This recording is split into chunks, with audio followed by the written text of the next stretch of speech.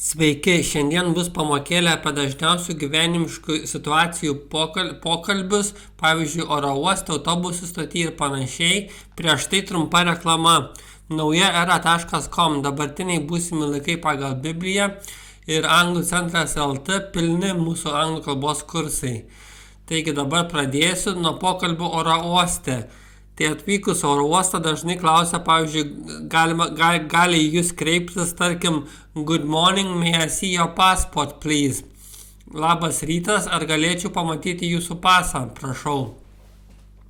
Britai taria passport, amerikiečiai, man atrodo, passport taria, labai panašiai, man žodžiu, kaip jūs galite atsakyti good morning, here you are, labas rytas, štai prašom. Taip pat gali klausti, where are you flying today? Kur skrendate šiandien? Galite atsakyti, I am flying to London. Aš skrendu į Londoną. Taip pat gali paklausti, do you have any luggage? Ar turite kokį lagaminą? Galite atsakyti, yes, one suitcase. Taip, vieną lagaminą. Taip, luggage ir suitcase.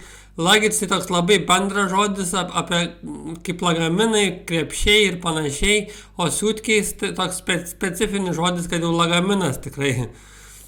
Taipogi yra žodžiai dažni arrival atvykimas, departure išvykimas, check-in reiškia registracija, dabar labai populiarėja online check-in, tai internetinė registracija.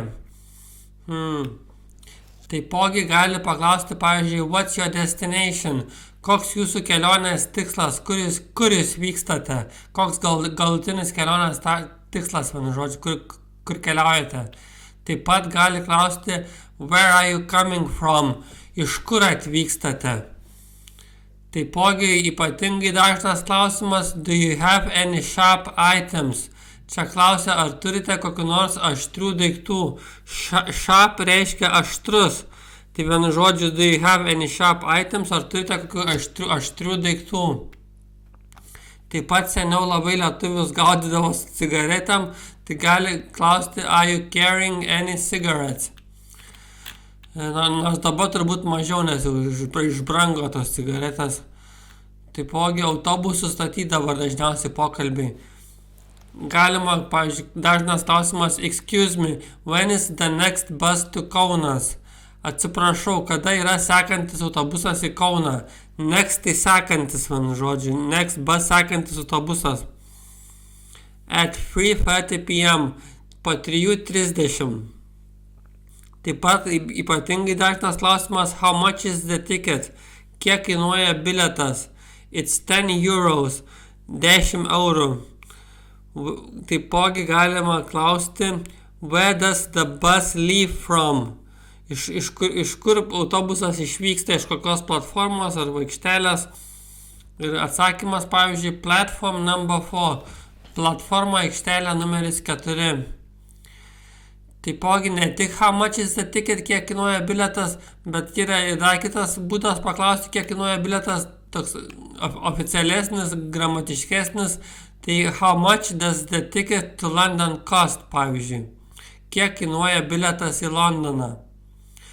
Tas das tai tiesiog gramatinis žodelis ir reikia įsidėmėti, nepaaiškinamas jis yra tiesiog gramatinis žodelis, o cost kainuoja, ticket bilietas, how much, kiek.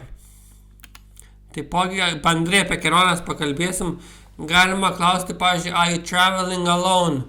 Ar jūs keliaujate vienas? Yes, I am. Taip, aš keliauju vienas, vienu žodžiu. Tas yes, I am tiesiog sutrumpinimas yra, taip anglai sako, ir irgi nepaaiškinama, nei šimtauniškai paaiškinat. How long will you stay? Kiek laiko būsite, pasiliksite ten? I will stay for 1 week. Aš pasiliksiu 1 savaitę. Is this your first visit? Ar tai jūsų pirmas vizitas? Yes, it is. Taip, tai yra. Parduotuvėje dažni pokalbiai, pavyzdžiui. Hello, can I help you? Sveiki, ar galiu jums padėti? Yes, I'm looking for a jacket. Taip, aš ieškau striukės. What size do you need? Kokio dydžio jums reikia? Jums reikia. Pavyzdžiui, galima sakyti medium vidutinio, arba, pavyzdžiui, small mažo, arba large didelio. Would you like to try it on? Ar norėtumėt užsidėti, išbandyti? Yes, thank you. Taip, ačiū. Dabar, kas dažnai kalbama viešbutyje. Tai pavyzdžiui, good evening, I have a reservation. Labas vakaras, aš turiu rezervaciją. What is your name, please? Koks jūsų vardas? Prašau. My name is Smith. Mano vardas yra Smithas. Here is your room key. Room 205. Štai jūsų kambario raktas. Kambarys 205. Thank you. What time is breakfast? Ačiū. Kokiu laiku pusryčiai? From 7 to 10 a.m. Nuo 7 iki 10 ryto. AM tai iki pietų AM reiškia. Iki 12 valandos, žodžiu, laikai. O po 12 jau PM prasideda. Ir dar viešbučiuose, kai sakome lietuvišką vardą, tai visada praktiškai paklaus, can you spell that, please? How do you spell that? Ir panašiai. Tas spell tai reiškia pasakykite paraidžiui. Tai jeigu vardas koks Petras, tai reikia paraidžiui sakyti P-E-T-A-A-S. O abėcėlę galite išmokti mūsų Anglų centras LT svetainėje, yra nuoroda. Arba tiesiog į Google įveskite anglų abėcėlę arba YouTube, bent kur rasite lengvai. Tiesiog abėcėlę reikia išmokti ir kai klausia can you spell that, tai reikia pagal tą abėcėlę ir tada piškinti dažutas raidės, vienu žodžiu. Taipogi dabar pokalbiai traukinių stotyje. Hello, I would like a ticket to Warsaw, please. Sveiki, norėčiau bileto į Varšuvą, prašau. One way or return. Į vieną pusę ar su sugrįžimu. Return tai su sugrįžimu, vienu žodžiu. Return grįžti reiškia. Return, please. Biletą su sugrįžimu, prašau. The train leaves at 9 a.m. Traukinys išvyksta 9 val. Ryto. Thank you very much. Ačiū labai.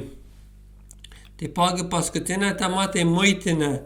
Gali muitiniai paklausti, do you have anything to declare? Ar turite ką nors deklaruoti? No, I don't. Ne, neturiu.